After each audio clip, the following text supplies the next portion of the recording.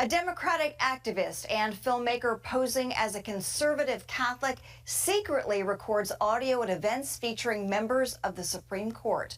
Lauren Windsor's tapes include comments from Chief Justice Roberts, Justice Alito, and Justice Alito's wife. Critics say she baited the justices with her questions. Speaking with Justice Alito, Windsor notes a solution to division in this country is the right winning with morality, a notion the justice agreed with.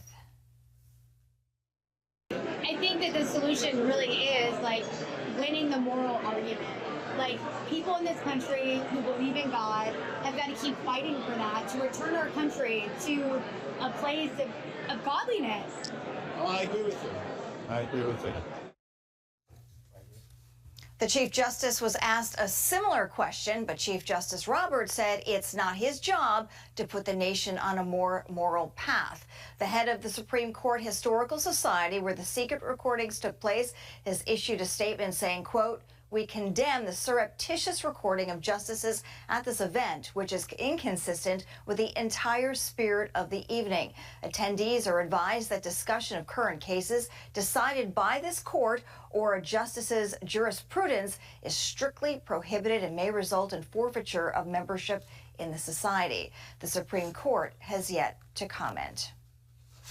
All right, Tony Perkins, president of the Family Research Council, joins us now for more. Tony, welcome. This woman, who describes herself as a documentary filmmaker and advocacy journalist, said she had no other way to report on the candid thoughts of the justices. Was this fair, and was what either Alito or Roberts said a problem in your mind?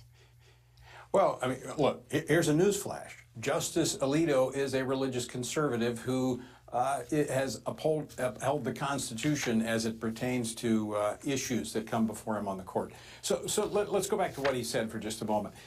Justice Alito did not say it was the court's job to bring the nation back to this godliness or this moral plane. He just agreed with the assertion that she made. So yes, it was a very leading question. What's interesting here, a couple things to consider, that when conservatives have done this undercover recording, if you will, David Daleiden, James O'Keefe, they found themselves in court that, in fact, David Daleiden had a $2.4 million judgment against him by Planned Parenthood for doing something very similar.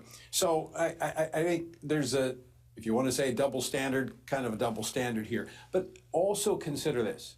I believe there's an element of this. You have to look at the spiritual backlash that is taking place toward conservative justices that has occurred primarily since the leak of the Roe v. Wade or the Dobbs decision. And Justice Alito was the author of that opinion. This is designed to force either these justices to recuse themselves on certain cases that are coming before the court, or to, quite frankly, intimidate them into to silence and prohibit others from, or at least make others think twice, conservatives, before they get onto the court. Look, I think Justice Alito should keep doing what he's doing, and that is ruling according to the Constitution.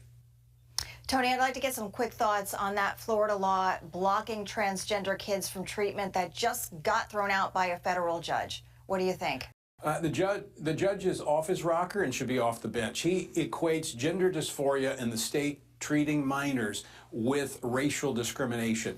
This will be challenged, as Ron DeSantis says, and I believe the state of Florida will win on an appeal. And Tony, I know you want to talk quickly about that Gallup poll. Tell me about that. We've got less than a minute left. It says Americans are evenly divided on abortion, gender identity, and other culture war topics, but veer right on economic issues. Quickly, what do you think of that? When you dig down deeper, there's actually a Gallup poll and a Pew Research poll that show very similar trends, and that is the left is getting more liberal and conservatives on the right getting more conservative, especially when you look at Trump voters versus Biden voters. Clear divide in the country. The divide is getting larger, not smaller. All right, we'll see what happens in November based on all this information we're getting and all these things happening. Tony Perkins, thanks so much for joining us. As always, we appreciate your thoughts. Thank you. Good to be with you.